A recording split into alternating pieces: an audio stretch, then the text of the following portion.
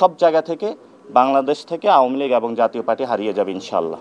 আমরা ইতিমধ্যেই আপনারা জানেন, একটু আজকে যেহেতু অনেক সাংবাদিক ভাইরা রয়েছেন, এটা আমরা একটু ডিটেলসে বলে দেই।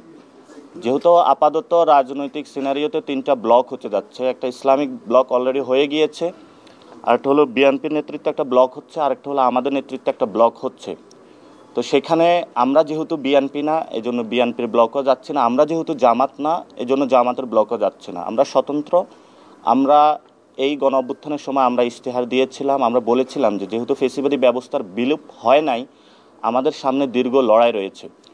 ফলত ওই জায়গা থেকে গত 15 বছরে যে তরুণরা আন্দোলন করেছিল, অনেকেই দল সৃষ্টি করেছিল, তারা অনেকেই সম্মত হয়েছেন এনসিপির ব্যানারে যোগ দেওয়ার জন্য।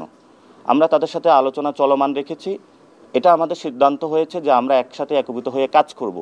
কিন্তু কি প্রক্রিয়াতে এটা হবে সেই বিষয়ে এখনও কথাবার্তা চলছে। যখন আমরা এটা সম্পূর্ণ করব, তখন আমরা আবারই আপনাদের সামনে এসে আপনাদের মারফতে আপনাদেরকেও এবং দেশবাসীকে ফাইনাল মেসেজটা জানাবো। তবে এটা আমরা সিদ্ধান্ত নিয়েছি, গত 15 বছরে যতগুলো ব্যানার আছে সবগুলো ব্যানারকে আমরা একীভূত করতেছি একটা জায়গায়, এবং একটা বৃহত্তর তরুণদের অ্যালায়েন্স আসতেছে। এবং আমরা সেখানেও বলেছিলাম শুরুতে যেটা, ইনশাল্লাহ এই নির্বাচনে এনসিপির হাতে 150টা আসন থাকবে। এই গণ অভ্যুত্থানে যেই সরকারটা হবে, এই পার্লামেন্টে আমরা যেটা বলেছি, এই পার্লামেন্টে কোনো সরকারি দল বিরোধী দল পলিসিগত জায়গা থাকবে, যে একটা জায়গায় পার্লামেন্ট হবে আওয়ামী লীগের বিরুদ্ধে এবং জাতীয় পার্টির বিরুদ্ধে।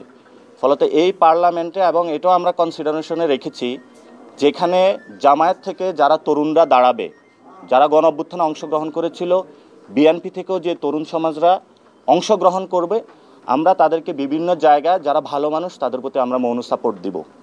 কিন্তু আমাদের যারা প্রার্থী থাকবেন আমরা কি প্রক্রিয়াগতভাবে বাছাই করব সেটাও আপনাদের সামনে আজকে স্পষ্ট করেছি। কিন্তু আমরা এটা দেশবাসীর সামনে স্পষ্ট করতে চাই, আগামীর যে সংসদটা হবে এখানে আওয়ামী লীগ থাকবে না, জাতীয় পার্টি থাকবে না।